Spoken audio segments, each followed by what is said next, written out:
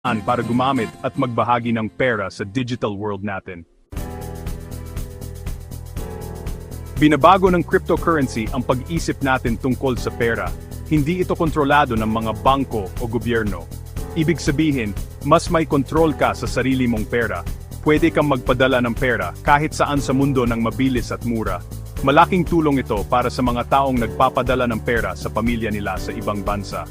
Ginagamit din ang cryptocurrency para gumawa ng mga bagong teknolohiya. Ang mga teknolohiyang ito ay makakatulong para mas ligtas ang internet para sa lahat. Mukhang mahirap matutunan ang tungkol sa cryptocurrency, pero hindi naman. Magsimula sa mga basic. Ano ang Bitcoin? Ano ang iba pang cryptocurrencies? Pagkatapos, alamin kung paano bumili at mag-store ng cryptocurrency ng ligtas. Mahalagang pumili ng maayos na wallet para siguradong ligtas ang iyong digital money. At tuklasin ang iba't ibang paraan para magamit mo ang cryptocurrency sa araw-araw. Maraming resources na makakatulong sa iyo para matuto.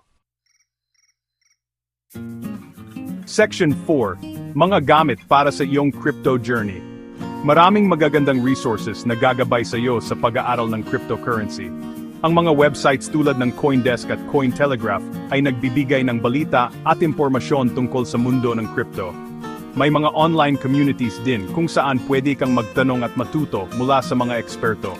Maghanap ng forums at groups na tungkol sa mga specific na cryptocurrencies. Pwede ka ring magbasa ng mga libro para mas lumalim ang iyong kaalaman. Magsimula sa mga librong madaling intindihin bago tumungo sa mas mahirap.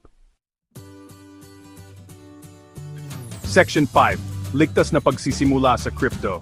Napakahalaga ng kaligtasan pagdating sa cryptocurrency. Huwag na huwag ibibigay kahit kanino ang iyong private keys. Ituring mo itong susi sa iyong digital vault. Magsimula sa maliit na investment habang natututo ka pa. I-invest mo